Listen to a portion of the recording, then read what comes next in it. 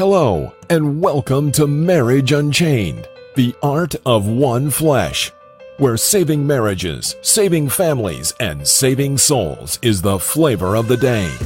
Now, let's join our host and author of Marriage Unchained, Catholic Alpha Radical, Jerry Jacobs Jr. Hello, I'm Jerry. Welcome to episode 9. Today's focus is Deacon Brad Anderson, 43 years, a successful marriage interview. So sit back, relax, take a chill pill, and get ready to rock, but don't duck. Can you feel it? Catholic Alpha Radical coming at you now. Hello, and welcome to Catholic Alpha Radical, where my main mission is to keep you out of divorce court, and where Marriage Unchained, the art of one flesh, divorce, combat coaching is the flavor of the day, while helping men understand marriage and courting, not dating, in the Catholic faith. Why? Because dating is for sex and courting is for marriage. This is episode 9. Bam!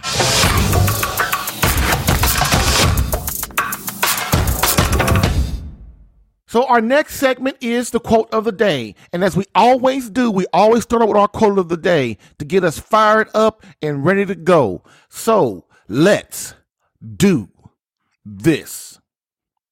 Quote, "There are two reasons for the primacy of sex over love in a decadent civilization. One is the decline of reason. As humans give up reason, they resort to their imaginations. That is why motion pictures and picture magazines enjoy such popularity.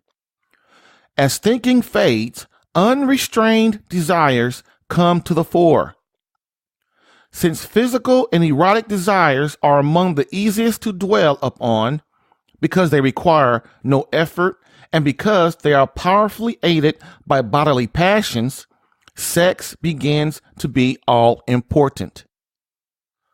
It is by no historical accident that an age of anti-intellectualism and irrationalism, such as our own, is also an age of carnal license." End quote. Venerable Archbishop Fulton J. Sheen, 3 to get married.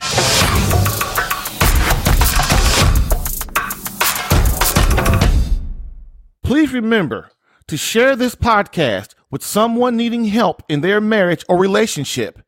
Rate this podcast if listening on iTunes. Subscribe to this podcast if listening on CatholicAlpha.com to get new episodes in your email today.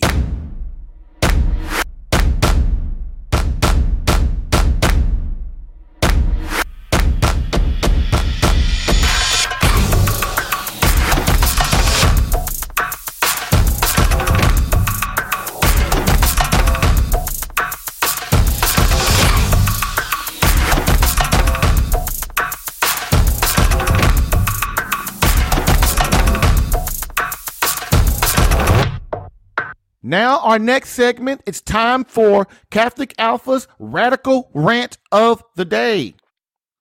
The cowardice of men. The top 21 reasons men have caused the 2018 scandal in the Catholic Church and why we're not going to take it anymore. Before I start, as usual, this will be a 21 episode series, one per show. Also, understand that the infiltration of the Catholic Church with homosexuality and radical feminism, plus the watering down of the faith and the stripping away of the Latin Mass, was planned in order to destroy the morality of those within the Church, priests and laity, and is not the teaching of the Catholic faith. Why was this done? 1, to destroy the American family. 2, to destroy our morality, and 3, to destroy patriotism in America, in order that we become susceptible to communism and its ideas. It's very important, as I've been saying for the last 8 shows, 9, and this is the 9th show, but for the last 8 shows, it's important that you understand why the church is in the place that it's in right now, why we have acts going on in the church that are not proper, why we have modernism in the church, why there's a lot of liberalism and people don't believe in Christ or understand the teachings of Christ anymore. It's all been planned. And what's happened is the holiness has been eradicated from the Vatican, and the holiness has been eradicated from the church. And there are men, as I always say, there are priests and cardinals in the church that have been fighting this for decades. And now it's really coming to the forefront, and it's time for men to understand the mission we have before us. If you want to learn more about how communism has infiltrated the church, why there's modernism, why there's problem in the seminaries, why churches, Protestant churches, the Catholic Church are being attacked, I go way more into that in episode 2.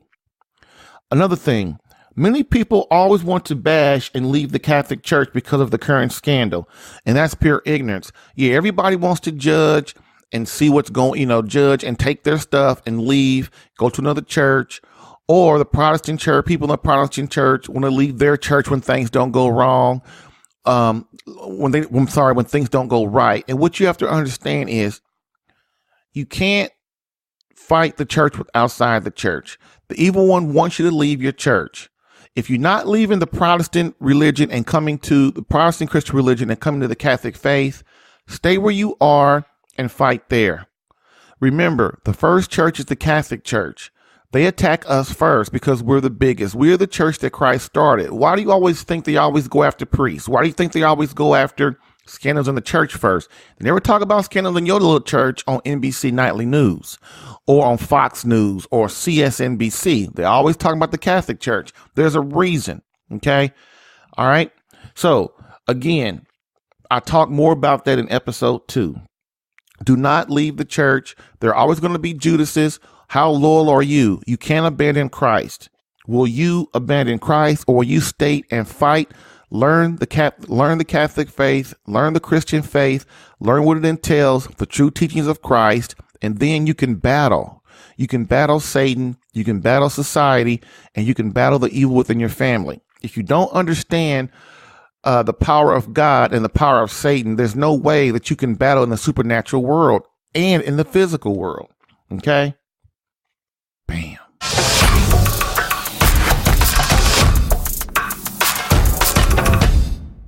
So let's get started with the number 9 of the top 21 reasons that men are responsible for the 2018 scandal in the Catholic Church. But first, let's review the first 8. Number 1 was the first Catholic Alpha Radical podcast show episode, and it was refusal to accept our role as men. Number 2 was allow the men in the Catholic Church, popes, cardinals, bishops, priests, deacons, to water down the Luther teachings of the Catholic faith and of Christianity. Number 3, they didn't fight for Christ during Vatican II. Number 4, an unwillingness to sacrifice for Christ. Number 5, they have nothing they are willing to die for. Number 6, have begun raising soft and selfish boys, aka wusses. Number 7, they don't understand our mission and purpose as men to protect, defend, and serve God, marriage, wife, children, society, and at large. Number 8, we didn't crush feminism. Before each number, I will read a quote directly from the document containing Archbishop Carlo Maria Vigano's testimonial, so that you can understand the gravity of this situation and how it's affecting the church, how it's affecting your family, how it's affecting society, so that you can now speak out against it and explain it and tell people what they can do to battle this in their lives, because people will lose hope. We're human. Okay. And we don't want to lose hope. That's a sin. Okay. That means when you start losing hope, it's why it's called faith, hope, and charity. God has rules around that. You don't lose hope. And you don't lose hope. And when you start losing hope, you start becoming despair. You start entering into despair. And that is something that we cannot allow. So that's why you must understand and get all the information you can and start speaking out against this, start battling it, and start understanding that it's not just about homosexuality and men taking advantage of young men and boys. It's not just about feminism. It's not just about abortion and all this stuff. It's about a bigger, larger, huger picture. And then it's time for us men to stand up and begin to fight. But first, you must educate yourself and learn what you're fighting against. And also, I will place a link to the full document of Archbishop Vigano's testimonial in the show notes. Archbishop Vigano, quote, "It is known that Soldano tried to cover up the Father Messiel scandal to the end. He even removed the nuncio in Mexico City, Justo Mueller, who refused to be an accomplice in his scheme to cover Messiel. In his place appointed Sandri, then nuncio to Venezuela, who was willing to collaborate in the cover-up. Soldano even went so far as to issue a statement to the Vatican press office in which a falsehood was affirmed, that is, that Pope Benedict had decided that the Maciel case should be considered closed. Benedict reacted, despite Soldano's strenuous defense, and Maciel was found guilty and irrevocably condemned." End quote. So what we're talking about is another scandal, and they're talking about another scandal in the church that Vigano was saying that he helped that he and Pope Benedict XVI tried to squash. But as usual, what's happening? There's evil in the church. They are calling it now the homosexual mafia in the church, the gay mafia, and that they're trying to suppress and lie and make everything twisted to be what they want it to be. And that's what happens when people want things their way, whether it's good or bad. We're human. We do things sometimes that aren't ethical or moral, and we try to get things our way. And so what is happening now? They're lying. They're trying to cover up all the stuff. And let's be real. Why do people try to cover stuff up? Think about it. If let's say, quote, Pope Francis or Cardinal Cardinal McCarrick, or the spokesman for the Vatican. If we're always trying to cover stuff up, what does that mean? You know what it means? It means that people know they're wrong. It means people know that they are wrong.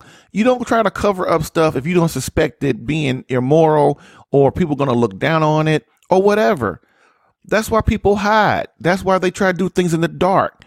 And what's happening now is men in the Catholic faith, people in the news media, people in the Catholic, on all the blogs, the blogs that are trying to be reputable, the news channels that are trying to be reputable, the radio stations that are trying to be reputable, the podcast that are trying to be reputable, they're all bringing this out. And they should bring it out because Satan, the snake, likes to operate in the dark. And once you bring him out in the light, people have to answer for themselves. Okay. So that's that's the 9th quote. And it's sad, man. It's really sad. And when you start to think about how all this stuff is just not one thing, and how so many things had to happen and come to fruition before God allowed this to come out in the open. It's sad when you think about it that we have to go this far before people start waking up. I have one of my friends. He said, "Oh, Jerry, you got to go to Baltimore and you got to stand up and protest the USSB, this conference and everything." And I said, "Man, I've been fighting this for 3-4 years, dude." And he's like, "You still should go." And he's right. I still should have went. But here's the thing. Here's what I understand. A lot of people, my friend, he's never been asleep, but what I will say is this, people fight battles in their own way. He's fighting the battle by going to Baltimore to protest. I'm fighting the battle by speaking on this podcast, creating this podcast and this relationship podcast and stuff for marriage and single men. And someone else might fight writing articles. Someone else might fight, they might get more vigorous in learning their faith so that they understand what's going on better inside so they can spread in their family. Everybody fights in a way. But listen, don't fight the punk way. Don't fight the punk way. Well, I'm not going to say anything. I'm going to keep everything to myself and I'm not going to say my opinion and stuff like that. Why? Because then nothing's going to change. Nothing's going to change. If you are Catholic, if you are Protestant, okay, if you love Christ, if you love God, if you love the Holy Spirit, and you're trying to be open, and love is obedience, okay? Love is not how I feel. Love is obedience. If you're trying to be obedient and truly prove you love God and the Trinity, that is obedient. That's what, you prove you love the Trinity by being obedient. Straight up, straight out. Ain't no in between. Okay? You prove you love the Trinity. That's how you do is obedience. So if you truly love the Trinity, and you want the truth of the teachings of Christ to come out, okay?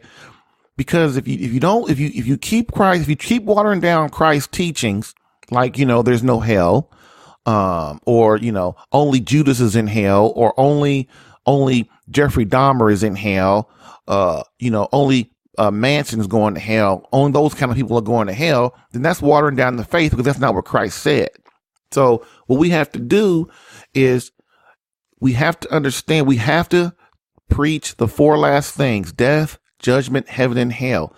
The four last things, when it's preached, those things bring fruit to Christ, to the faith, to society, to the church. Okay. That is when you preach on those things, that's not watering down the faith. All right. Because you preach on something that has substance to it. So, moving on, like I said, that was, these scandals are getting old, and that's because the bishops aren't taking care of their job. The men in the church, the lady aren't taking care of their job. We're not holding them accountable, and when you don't hold men accountable, they get lazy. The truth. So what is the number 9 reason men have caused the 2018 scandal in the Catholic Church? Drum roll. Number 9 is we didn't crush the Protestant revolt. And remember, for 1,500 years, everything was Christ, the Catholic Church, because everybody knew it was a given that Christ started the Catholic Church. He left Peter in charge. Matthew 16:18. He gave Peter the rock. He made Peter the rock, which is in Greek, I think, Peter. Christ changed Peter's name. Okay. He changed it to Peter. Peter means rock. Okay. Why would Christ? Because Peter's name was Simon. Once Peter started following Christ, he changed his name to Simon started following Christ, he changed his name to Peter. Why would Christ change somebody's name? He changed his name, and his name means rock in Greek. Okay. I could be wrong. It might be Hebrew, but I think it's Greek. Okay.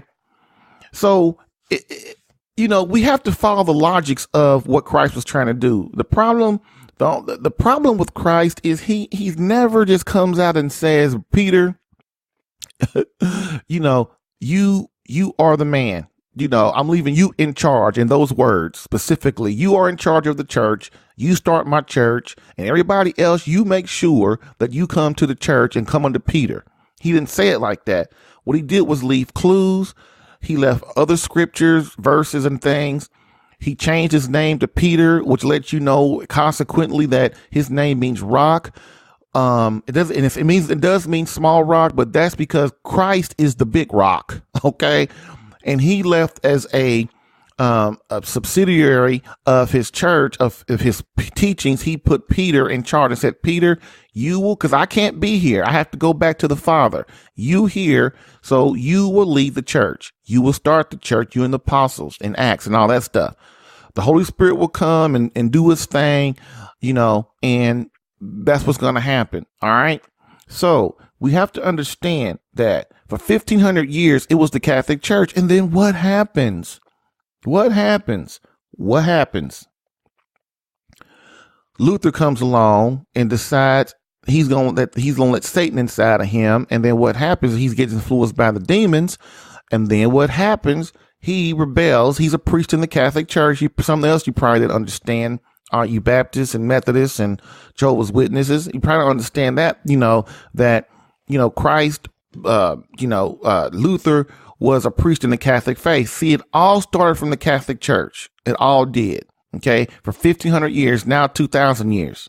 All right. So Luther comes along. And so my question is, where is the betrayal priest now, Luther, who decided to rebel against Christ's church, the Catholic Church? Okay. Luther decided to rebel. Is he in heaven or is he in hell? Okay. He has hit the weight on that man's soul because he removed the teachings. He changed the teachings. He left and started his own church, which bred into Lutheranism. Then we had the Baptists, then we had the Methodists, then we have Jehovah's Witnesses. Now we have the Mormons, all these very, very young religions. And basically those religions have spawned into more religions like, Jimmy John's church on the corner of 21st and Capitol, Joe Blow's church down the street, the Church of the Living Water of Christ Blue Gem Sweet Car Desire Church on the corner of 110th and Sebastian Street. I mean, come on, man. This is ridiculous. Christ didn't start 30,000, 40,000 churches. He started one church. Why? Because you can't split Christ. If you understand the Catholic faith and the true Christianity, you can't split Christ into 30 or 40,000 different churches because he started one church. He left one man responsible for the church in charge, and that was Peter, and then the apostles. Also, if Christ came back today, what will he say about the over 30,000 denominations of so-called Christians? Okay. Over 30,000. It's probably 50,000 now. Also, are they really Christians? Do they really follow the true religion of Christianity and how it's meant to be? Let's talk about that for a second. Okay. I know so many different churches and so many different, like Jehovah's Witness. They believe that there's only 100,000, 144,000 people going to heaven. Now, where'd they get that from? People like the Mormons, they go by their prophet dude. I forgot his name, but they go by what he says. Where did he get his authority from? See, that's the problem. Christ gave authority to the Catholic faith, and he didn't give authority to Luther. He didn't give authority to Jehovah's Witness. He didn't give the authority to the Mormons. He didn't give authority to the Muslims. He gave authority to Peter, which is the head of the Catholic Church. Okay. And are they really Christians? Today, all these different denominations have just like this one denomination. They just decided they're going to start having women priests. The reason that you can't have women priests is because then if you understand how the Christian religion really works in the dogma of the religion, okay, women are married to Christ. Men are married to the church. The church is their bride. Christ's bride is the church. And when women become nuns, they are married to Christ. They are dedicating themselves to Christ as their husband. When priests become ordained, their bride becomes the church, just as Christ's bride was the church. So if you have a woman that is a priest, then what happens is he's committing adultery. How can a woman marry another, she be a man and then be married to the church? A woman can't, if the church is a woman as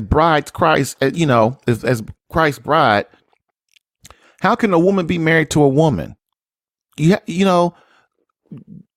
Think about that. That's why women have their roles as the nurturers and the curators they're the givers of life. And when they don't do that, when they get out of their roles, things get screwed up. Okay. So, that's why we must ask other denominations, are you really of Christ? Are you really? If you don't have the thing about Christ, you cannot believe in abortion and then not believe in, adultery. Okay. Either you all in with Christ or you not. You can't pick and choose what you want. In the Catholic faith, we call those cafeteria Catholics. I don't want to believe in abortion, but, I believe people shouldn't hit each other, or I believe people shouldn't disrespect their parents. But, I believe adultery is okay. You can't pick and choose what you want to do. It's very important. Though that's what we call watering down the religion.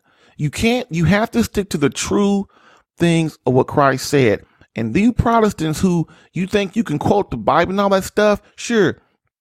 You try and dog out Catholics because we think we don't love the Bible. We do love the Bible. You know why? In mass every Sunday, we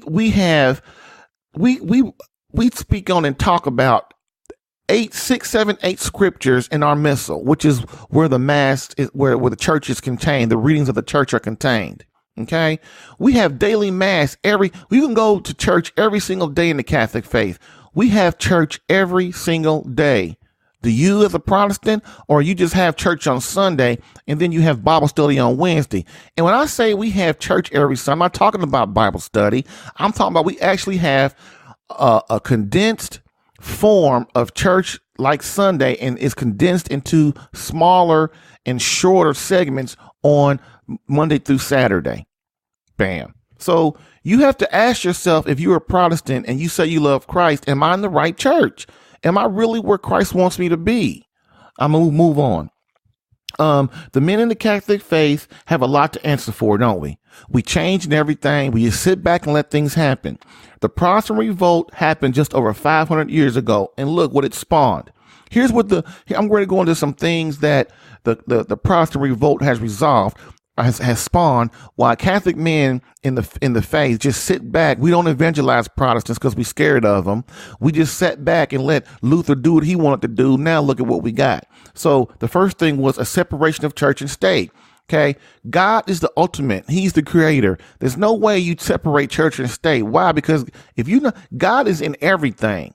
So God is in the state. Without God, you wouldn't even have a United States.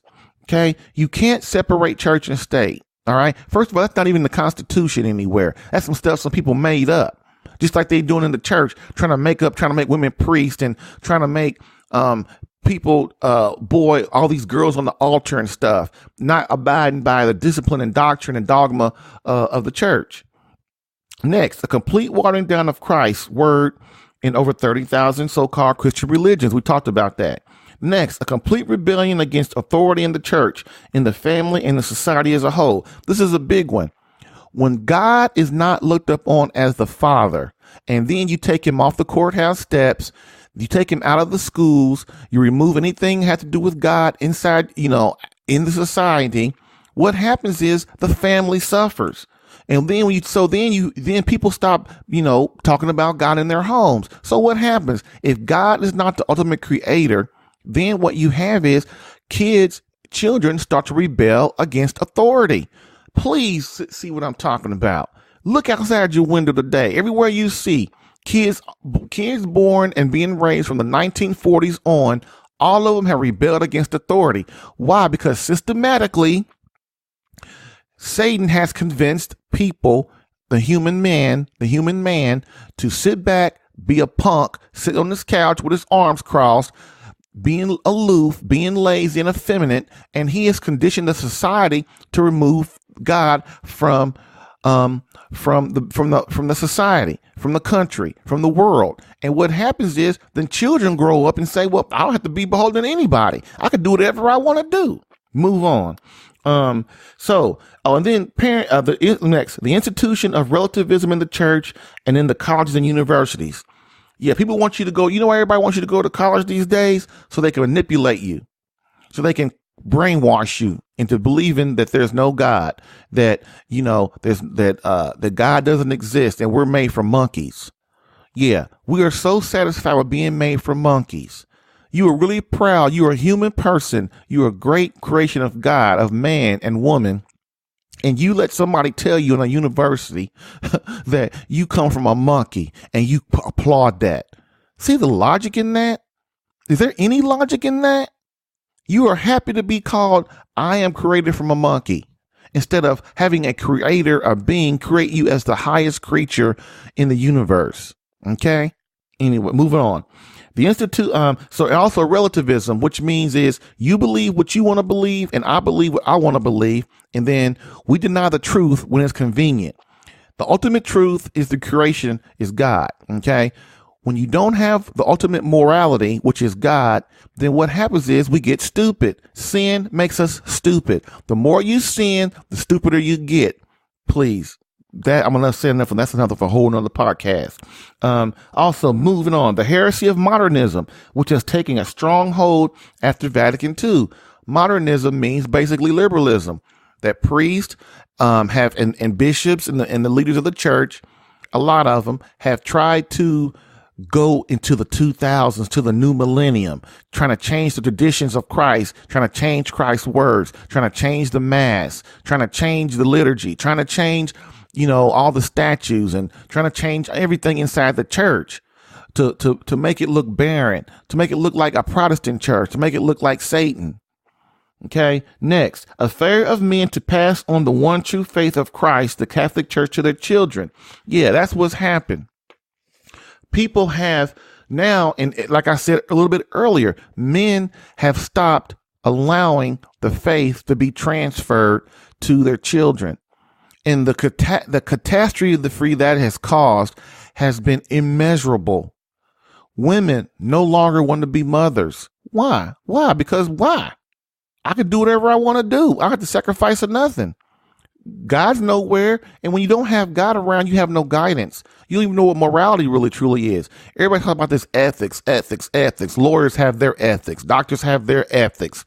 Therapists and counselors have their ethics. It's all a bunch of bull. Without God, that stuff means anything, because then without God and his way, the natural law and his way of making you happy, because he knows what's best for you, you can make your little so-called ethics be whatever you want them to be. You can change them on a dime.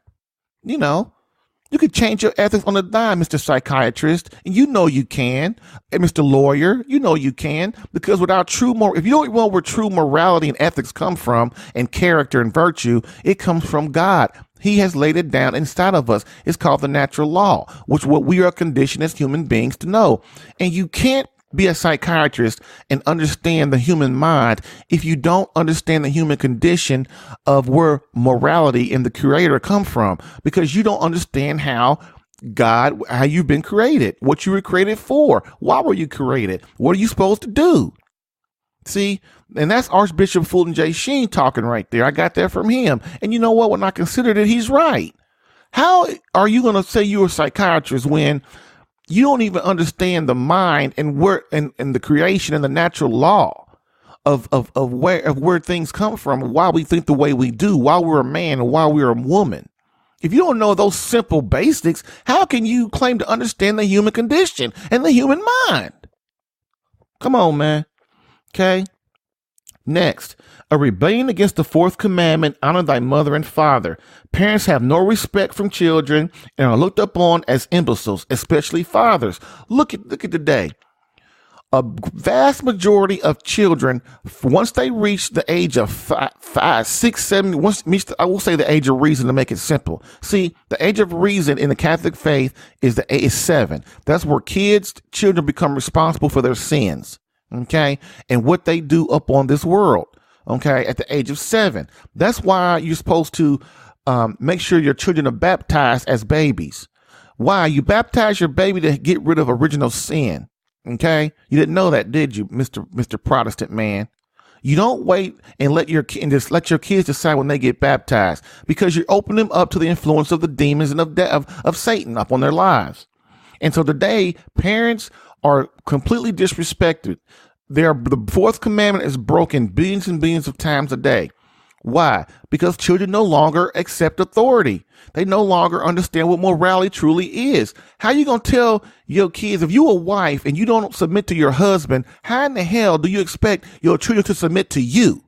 Just because you are their mother? Why should they? You don't submit to anybody. You don't submit to your husband. Your husband doesn't submit to God. So why should your children submit to you? There's no reason to. You understand the logic? When you remove Christ and God as the head of the household, and your husband given his in the natural order is given authority by God, and then you are given authority over your children as a mother, and your children, why should they listen to you if you don't have God around? Because you're not submitting, or you're a wife, you step outside your husband's authority and go screw around with other men, or you go get a career, or you go on try to make money for 12 hours a day. Because you don't want to sacrifice anything. You take your kids and put your kids in a daycare all the time. How will you expect your kids to listen to you? And I'm telling you, if you just look outside your window, the older your children get, the older they get, the more they rebel against you. Next. Oh, how far men have come.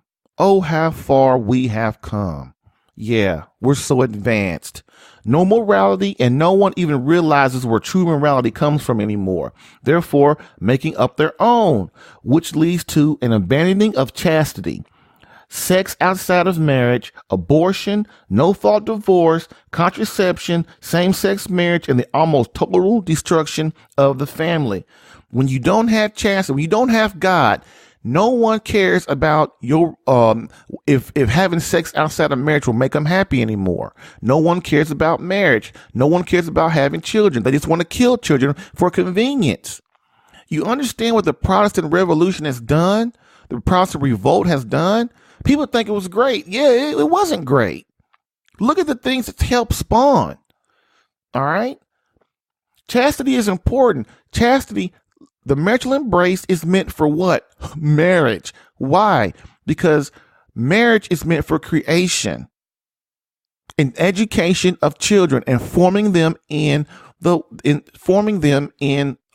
ways of Christ. Okay. Next, everything that basically has to do with the natural order and how God set things up to make us happy has been gone, has been removed.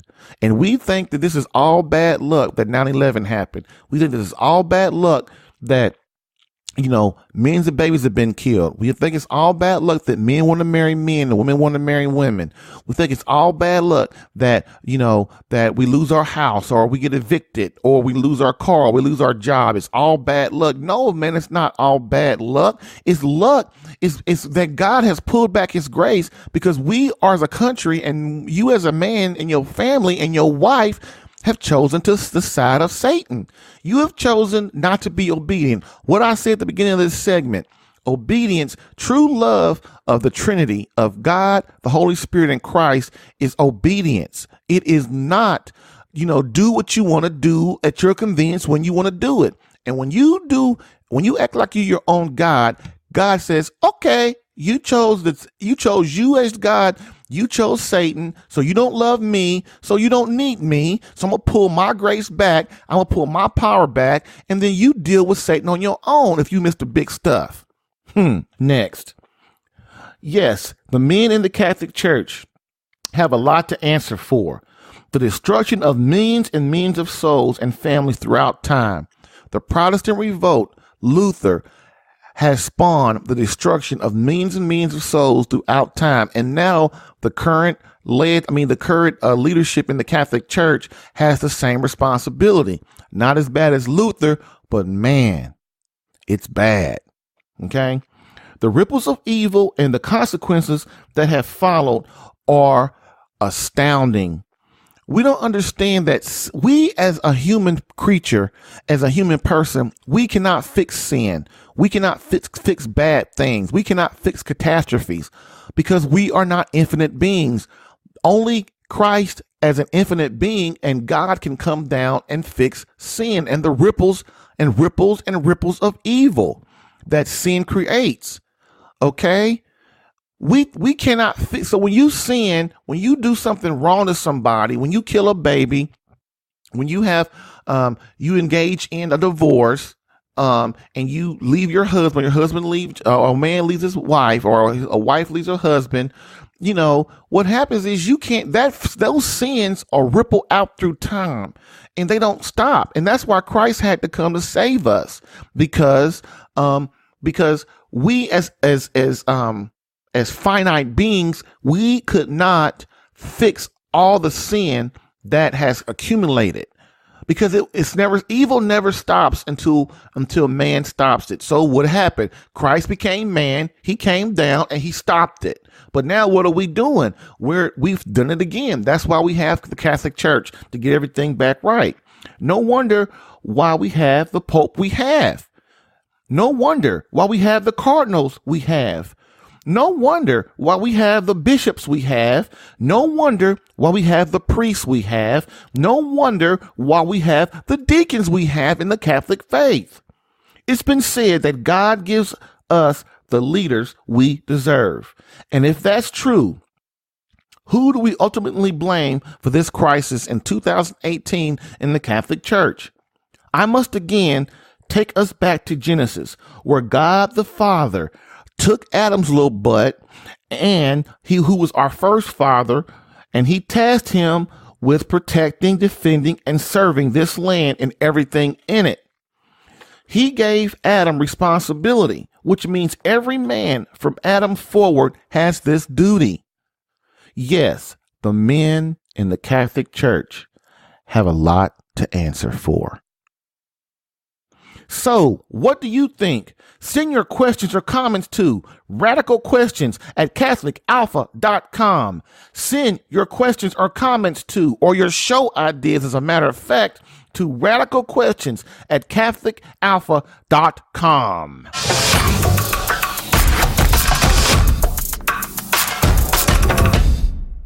Please remember, again, share this podcast with someone needing help in their marriage and relationship. Rate this podcast if listening on iTunes. Subscribe to this podcast if listening on CatholicAlpha.com to get new episodes in your email today.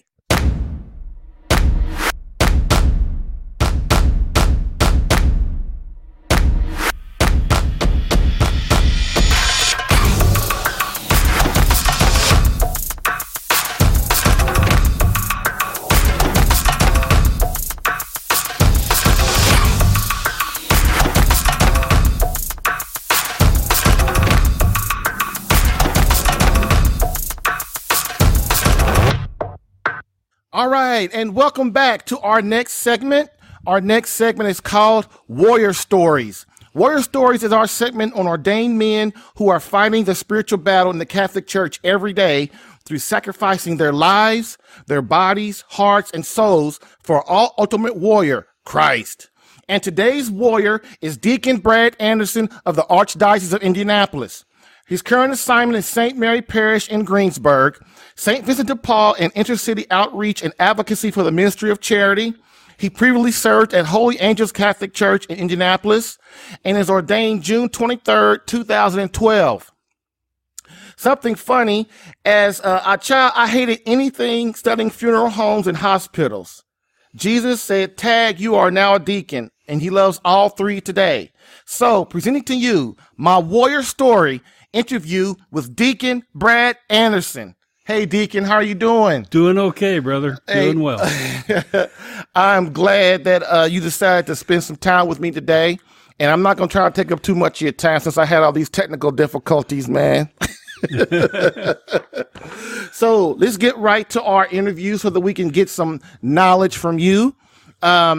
The first question is, so tell me, Deacon, how did you grow up with Christ, and were you a cradle Catholic, or are you a convert? Well, I'm a cradle Catholic. I grew up in a small town in northern Indiana, Peru, Indiana. St. Charles Parish there, was from a very Catholic family. My I guess education was Catholic grade school, a lot of people coming to bring the faith to me. Probably the dominant force in my upbringing in the church was my paternal grandmother, who was a very devout Catholic, and she kind of kept me between the lines. So, okay.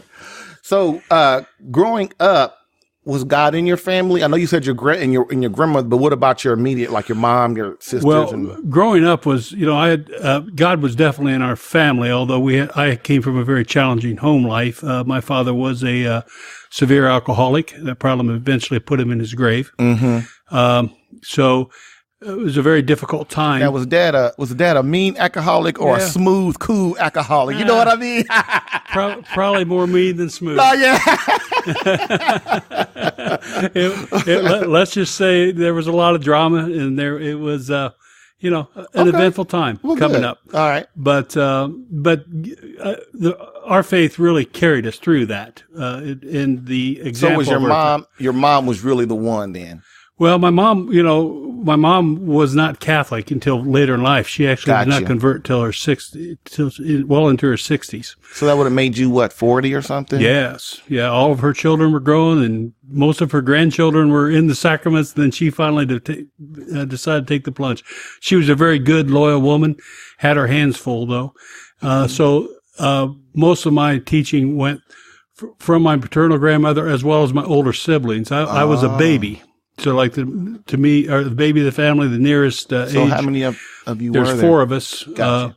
8 years difference between me and my nearest sibling. The eldest was 12 years older. So, I was the caboose of the family. And my older siblings were very helpful and kind of taking care of their kid brother. So, basically, you came to the Catholic faith or Christianity more through your grandmother and your siblings than through your parents, is what you're saying. Yes, I would say that would be clear. Wow. Although my mother was a very good Christian. Right. So I would not undercut her. She taught me a lot about being a Christian. But the Catholic faith, gotcha. Catholic faith was pretty much outside my immediate home. So tell me how you met your beloved Kathy. High school sweethearts, man. Oh, man. Me too, dude. Yeah, dude. I was, we both we were in high school together. I remember very clearly, we were in a chemistry class of which I was bombing, and I had a rule. Bombing like F or D? D, but in my house, that means you couldn't play football. Yes, that was my house. The school won't let me, but right. My elder brother was my, I guess, guardian. I lived with him in high school, and he had pretty strict rules, ex-Marine, all that stuff. So a D, so I was struggling. I love football, hated school, but I love football. Yep. And I noticed this young, beautiful brunette gal who's also very smart. If you know my wife, she's really smart. So did she help? So she helped you with the? Yeah, because when it come time they were picking out lab partners, and I basically hurdled a lab bench and got next to her and got her as a partner, and that's how it started. I'm not sure she was happy about that, but so how did y'all start dating and stuff? Basically, just kids in high school got to know each other. Started dating. We dated almost all through high school. We were married right out of high school. 18 years old when we went up to Isle. So how did you ask her, or how did that come about? We fell in love very. So let me ask you this: how did you ask her to marry you? Do you remember? Yeah. It was outside of a high school play. That she was, so probably wasn't the most romantic. It wasn't very good. Let's don't worry about that, man. But yeah, we did. We went up the marriage to the altar as 2 kids with more guts than brains. But 44 years later, it seemed to work out. So now you've been married 44 years now. Yeah. Okay. All right. So how many children do you have? 3, 2 daughters and a son. Okay. And so with Kathy, were you stone cold Catholic when you? When you first got married? No. Well, when we first got married, I was Catholic. I would say, more cultural than. I don't think my faith was that strong. What about Kathy's? Kathy was not Catholic, although she was a very good Christian, come from a very good Christian, intact. Her parents were just excellent. The question is, how was your marriage different before both of you became Catholic to after? Well, that's a hard question, Jerry, because, what happened after she became Catholic, and we were married probably 5 years before she became Catholic. I remember y'all telling me that. We had a pretty good marriage, and I was very pleased. It was very good, but really what happened is, as she was going through joining the faith, it kind of, I guess, inspired me or sparked me to become a better Catholic. And that happens a lot when in a married couple. Spouse, right. So actually, the person converting has a way of grabbing hold of the lax cradle Catholic and kind of lighting a fire under him. And that definitely happened with me. Mary, my wife says that all the time, that I drug her. Once I really converted, I kind of pulled her along. Exactly right. So that's exactly what happened with me because, so for instance, I would go to Mass, but on Sundays, we'd go to Mass on Sundays, but we'd miss a Sunday or so. I really wouldn't care, like holy days of obligation, things like that. That really like was this past Thursday, right? Yeah, I was like, But I never will forget when she was probably about 2 months away from Easter. She showed up in the living room, and I was just hanging out, and her and the 3 kids were dressed, ready for church. I don't even remember the holy day. It was during the week. She says, "We got to go to Mass." I'm like, "Well, that's not really that important." And she goes, "It's very important." And I had these 3 little kids just staring me in the eyes and her staring me in the eye. And I'm like, okay. So at that point, I had to step up my game, because once she started into the faith, it was very, very inspirational. She was like, if you've ever been fishing and you watch a fish come out of water, like say muddy water, and then hit good clean water, they just take off like a rocket. If you've ever watched fish in the water, when they hit clean water, it looks like a rocket going off down there because they love that oxygen.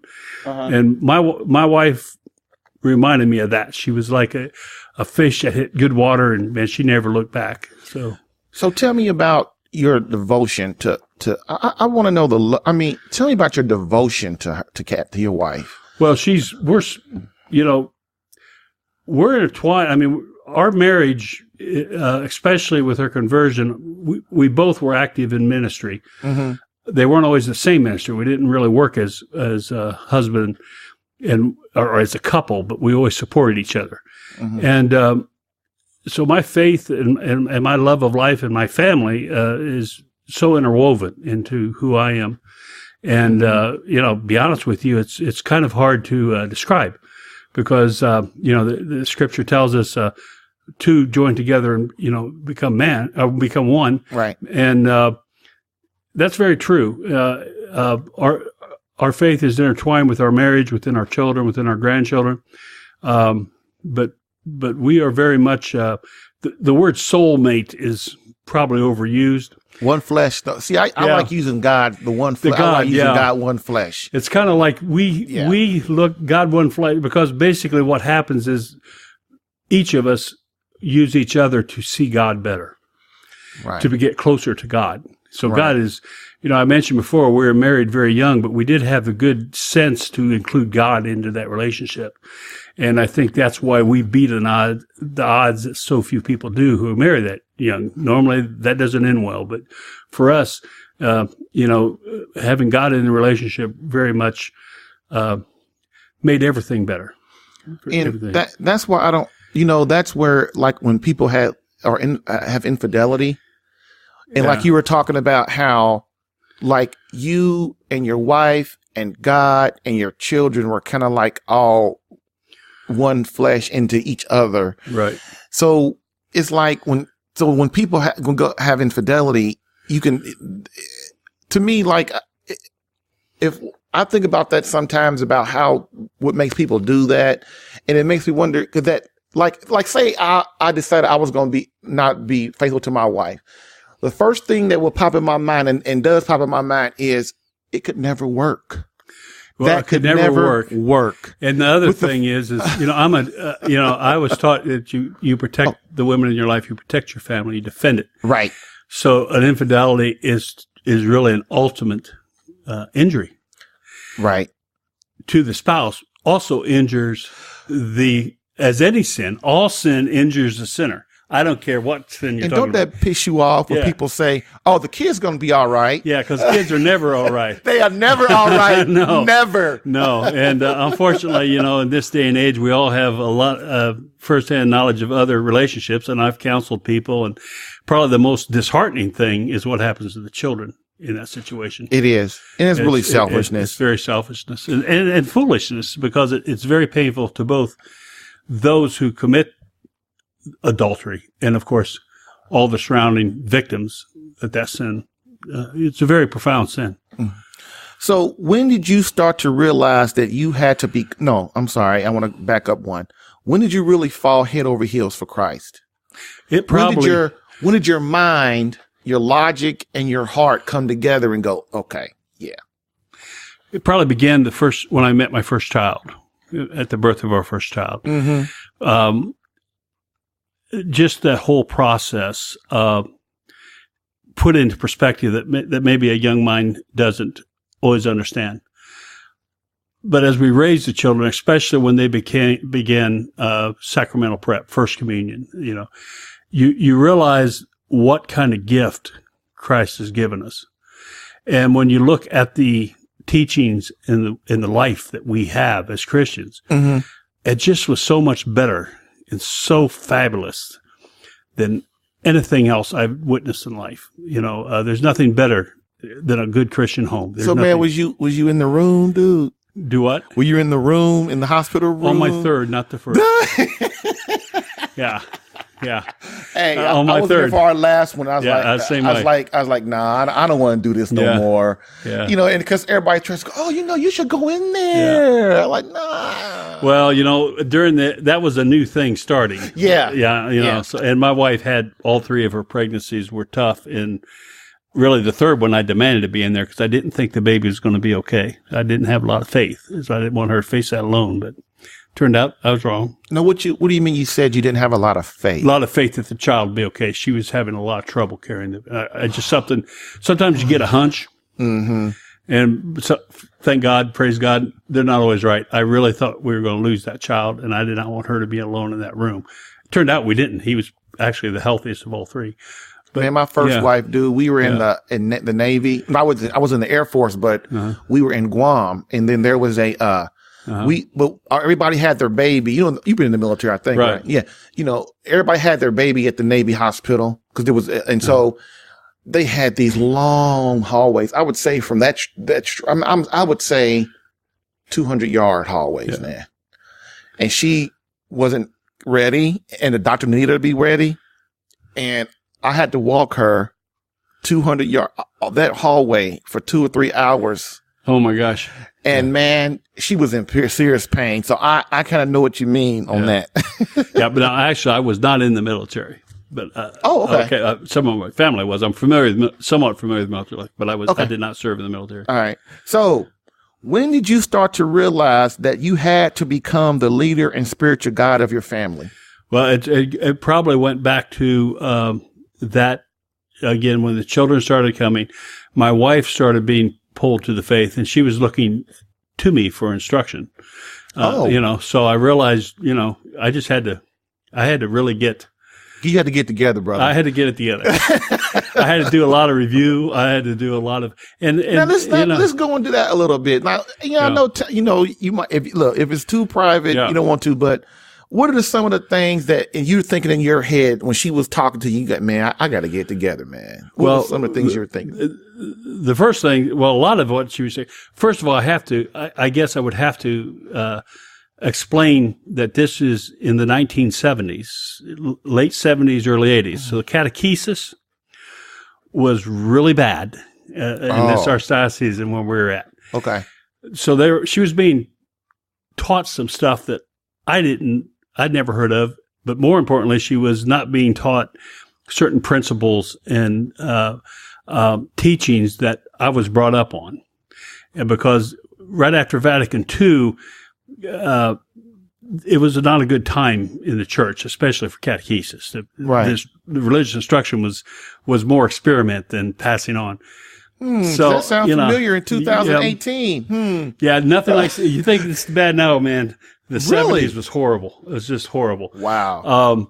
So at least in my neighborhood, my part of the church where I was living. So I had to go back and review a lot of this stuff. I also had a gut check for myself because some of the stuff she was teaching was very much within the faith, and I had to ask myself, do you really believe that? All of a sudden, this was your wife talking. Yeah, that my wife was getting saying, this.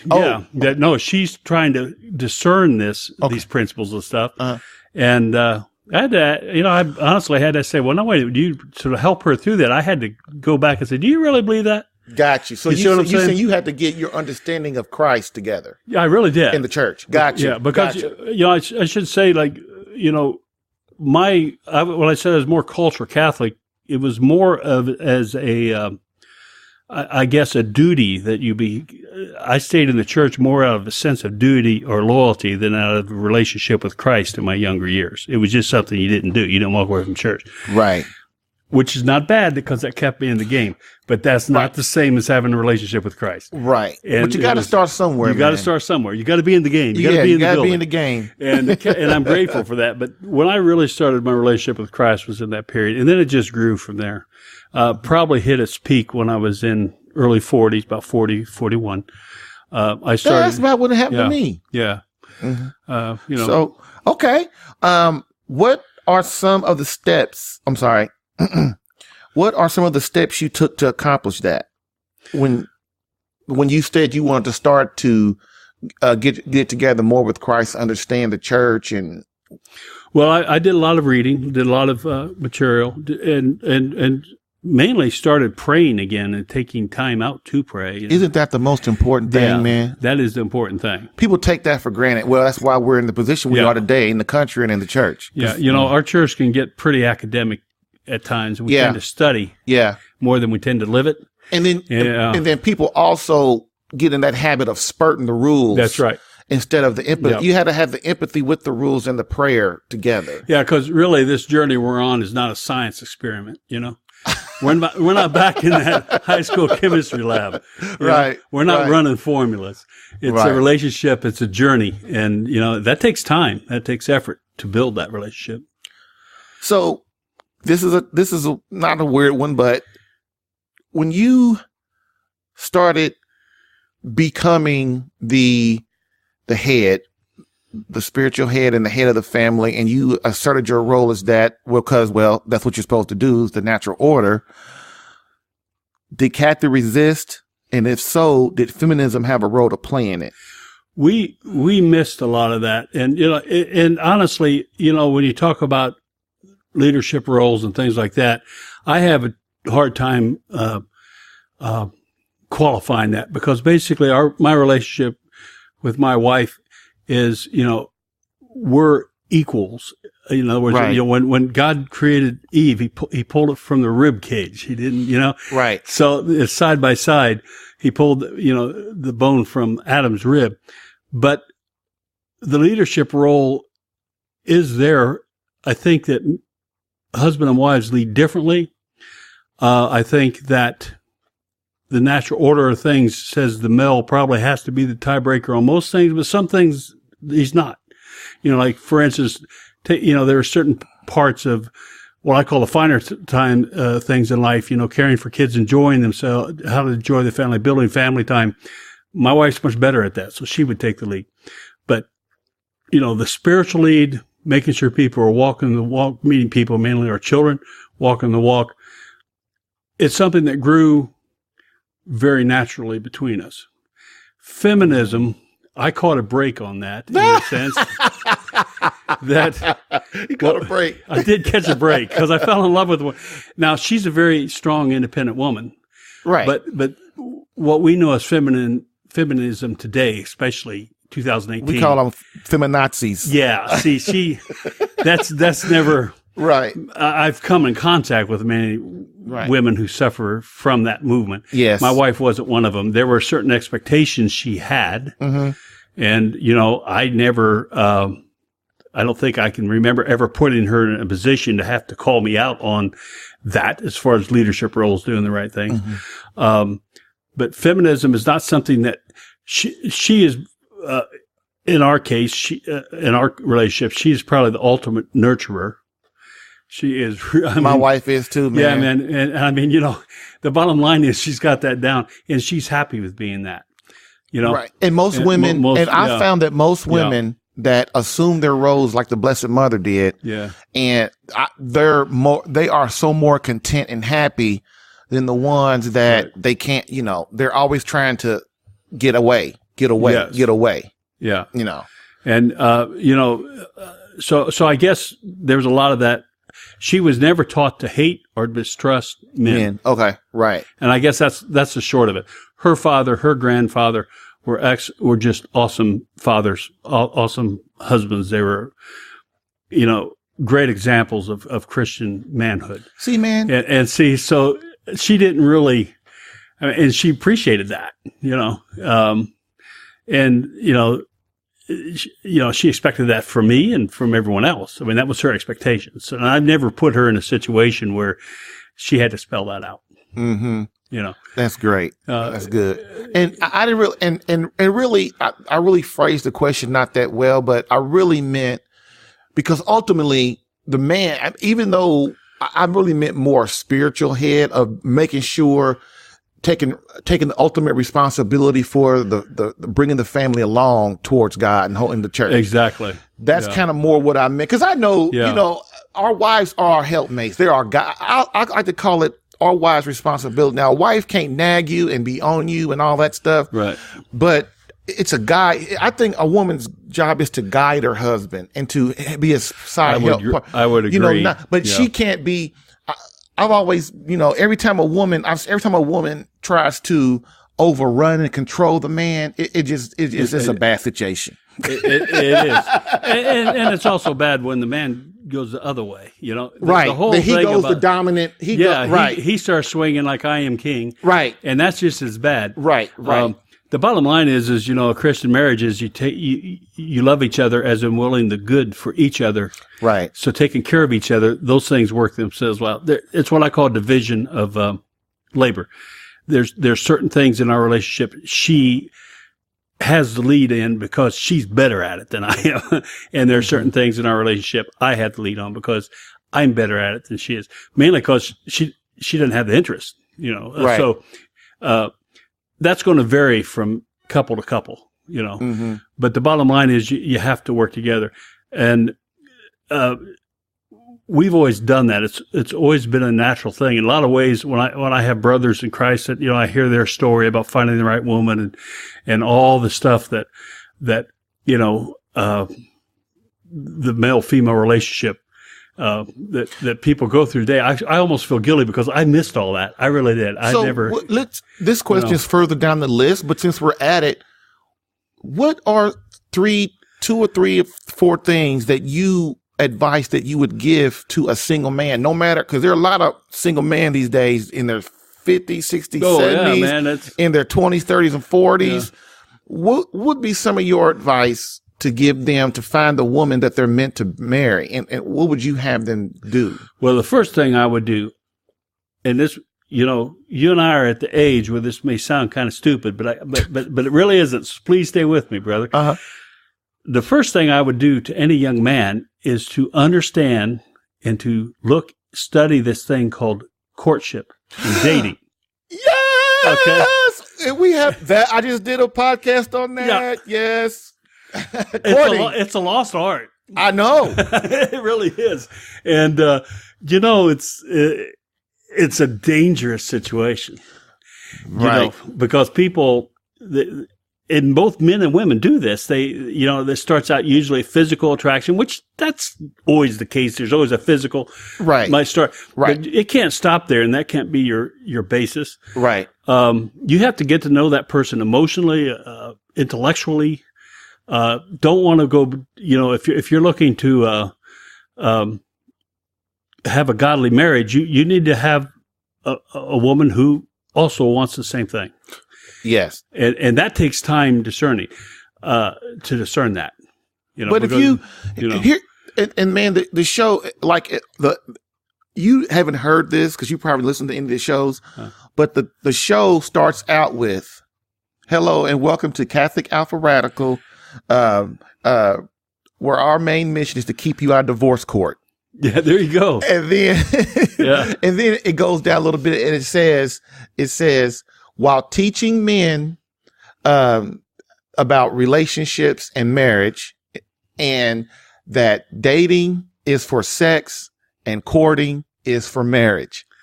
Yeah. That is the intro of the show. Well, I think, see, the thing of it is, and this started in the 60s and 70s, is that the whole society started looking at relationships through the lens of sexual activity and sexual attraction. That is a huge problem because that is the smallest part of any of us. But man, doesn't it, when a man has sex with a woman and he's not married to her, it just changes things. Well, it does. It changes everything. Like, first of all, when you piss her off, then she goes and she slits your tire. Yeah, I mean, get all kinds of crazy stuff going on. Yeah, okay. Because it's all emotional now. It's all emotional. And it's not, and the other thing that happens with sexual intercourse is that the relationship becomes focused on that. So you don't have time you just don't get the opportunity to understand someone intellectually, emotionally, and of course, spiritually. And if you really like them, see, because one of the things that I talk about a lot is I call it the best friend concept. If you were a single man and you're dating a woman and y'all basically within that, you should really only be, St. Louis de Montfort says you should only be courting for 6 months and then you need to be deciding if we're going to get married or not. Right. Okay. Because you can start that discernment. Right. Yeah. Yeah. Because you can't keep, first of all, you can't keep the hormones off much longer than that. But the best friend concept is you're dating, your best friend should be your wife. And so if you're dating and over that 6 months to a year or whatever, your goal should be trying to make, be the best friends as you can with that person. Right. So that when you get married and then the sex and I'm not going to say lust because it's marriage, but when the marital embrace, intimacy dies down, then you have something to fall back on. Exactly. Yeah. And, which is God and being your best friend. Because you're really interested in each other. Yeah. And everything is better at the moment, including the sex gets better. Amen, brother. Yeah, but it's got to be the whole ticket. It does. And today you got this hookup culture, which that was beginning in the 60s and 70s. Now it's a crescendo pace. Now I don't know. I would hazard to guess what it would be dating today when you got Tinder and all this stuff going on, and you have all these expectations, and it's all so shallow. It really is. It really is shallow. And it really is. We mentioned the feminism thing earlier, and one of the great ironies of this cultural change is in the advent of feminism is that really the value of the woman today has been reduced. It hasn't been, everyone thinks they've raised women up. They really haven't. They've turned them into a sexual object, or oftentimes what passes for a relationship today might as well be the really cool ride at the theme park. It's not the way humans are supposed to live. And through that carnage, men are definitely confused. But dude, but she gave it to me. She wants to give it to me. Right. As a man, I gotta give it to her back. Right. Right. And if you look how men accepted this feminist thing, that's a major deal. So I think we guys have a lot to do that because we're like, hey man, this is great. Right. I get that. It's like a kid in a candy store, but really you're not doing anything. You're not gaining anything other than getting fat on sugar. You're not getting anything. There's nothing there. Because look, either you pay now or you pay later. You're going to pay. Yeah. Okay. So when did you first consider becoming a deacon in the Catholic faith, and why did you ultimately give yourself and your family over to Christ and his church by becoming a deacon? Well, that really, God come knocking on my door. And I'm very certain on this because I heard the call, as I began hearing the call, it was over 2 or 3 years. And my first thought was, no, thank you. Right. It's not for me. Right. But it just wouldn't go away. The one thing that kind of led me to even looking at the diaconate is, as I mentioned before, I came up from a tough situation, and I had a lot of help. I had a lot of people that, both inside my family and outside my family, who really helped me bring me along to the point that I could never repay them. So the only thing that I could really do, and I come from a culture, is you try to repay, debts. Yes. Right. But there was no hope of ever repaying that debt. So the only thing I could do is maybe go spend some time giving to others who need it. So the poor, when I say poor, I don't just mean, a lot of times in Catholic culture, we're always talking the economy, the corporally impoverished. That's important. Right. But spiritually impoverished, which is way more important. Right. Helping those folks. Right. And, as a married man, as someone who honestly, as a young man, never even thought about hearing the call of the priesthood. I didn't even think about it. The more I learned about this ministry, the more it started making sense to me. Until one day, probably after 30 no's, I'm like, okay, God, I give up. You're right. You know more than me. And I moved into the diaconate. So what's the difference between a Protestant deacon at a Baptist church and a deacon in the Catholic Church? Oh my goodness. You have such a great question. That is the toughest part of my ministry. First of all, a lot of Catholics don't understand the function of a deacon. Right. Well, it gets worse when you stepped into the Protestant religion because it varies so much. Some congregations, they will refer to someone as a deacon that would basically be doing the same ministry as what we would call the ushers or the we're welcoming people, seating them. They'll call them a deacon. That's true. Others, the word deacon and elder gets interchanged. Right. That's true. Yeah. And those guys are hiring and firing the preacher. Okay. Right. So they're running the church. Right. With the exception of the Episcopalians and the Presbyterians, virtually no one else really lines up with our concept of a deacon. First, I have a liturgical role to assist at Mass, to assist the priest, proclaim the gospel. Right. 50% of my ministry is to take the word outside to help. It's a service. It's a service ministry. Right. So those things are done very specifically. There's a liturgical role, there's a teaching role within the church, but mostly it's stepping outside into the world. The liturgical role really has helped to feed the deacon. It's helped to give us a little extra serving of grace so that when we go out, priests don't need deacons on the altar. They vow master saying every day without priests. It's more to help the deacon and to help the people understand a little closer to the laity. The Protestants, really don't understand that. I have been involved in a lot of ecumenical functions. Just now, to the point that oftentimes when I'm in those roles, I don't even use the word deacon because it's too confusing until I get a chance to know them and explain what deacon means.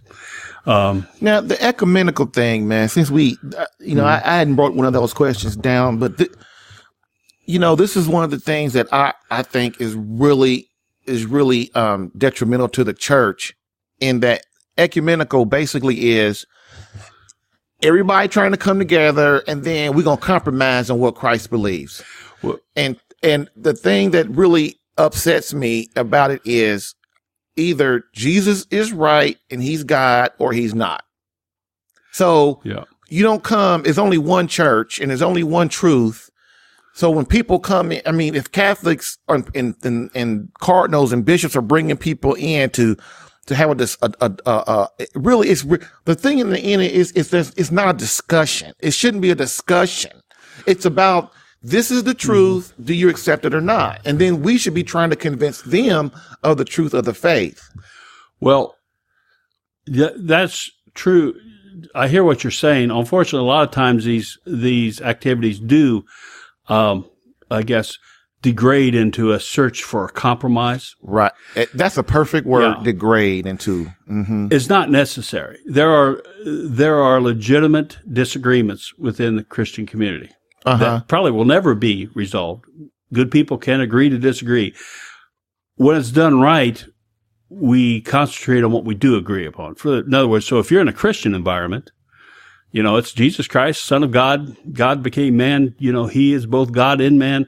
Christian, most Christian, what I would define as Christian environments. That's a common denominator we can hold. The emphasis of Scripture over all else, we're going to disagree on that. Basically, what many of our brothers and sisters have a literal interpretation of the Bible, right? Whether we go as a contextual, right? So, but the bottom line is we can work through that, but not by compromise. Because ultimately somebody has to have authority. Yes, but we can work in different spheres. The key is that we don't have to fight each other.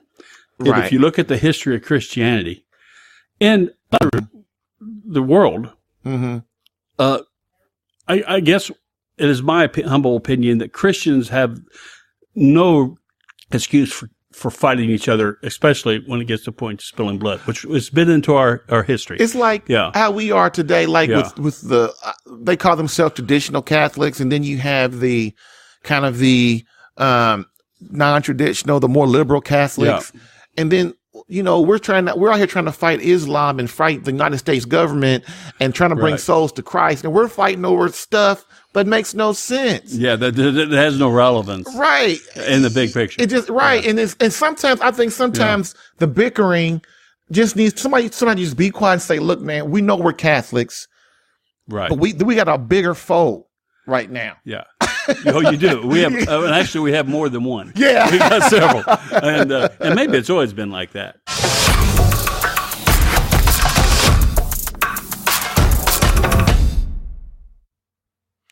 All right, that was part 1 of our interview with Deacon Brad Anderson, and I hope you enjoyed that. Be sure and catch the second part of our interview with the Deacon in episode 10 of Catholic Alpha Radical.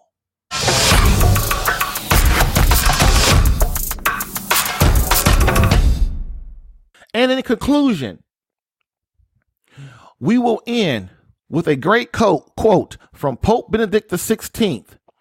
Quote, "Society offers you comfort, but you weren't made for comfort. You were made for greatness. So go forth, Christian soldier. The spiritual fight is up on you. Fast, pray, and prepare for battle." Thank you, Christian soldier, for listening in today. Remember, Catholic Alpha Radical is designed to repair, ignite, and once again spark the fire back into your marriage or relationship. So, what's your next action step? 1. Share this podcast with someone needing help in their marriage or relationship. 2. Rate this podcast if listening on iTunes. 3. Subscribe to this podcast if listening on CatholicAlpha.com to get new episodes in your email now.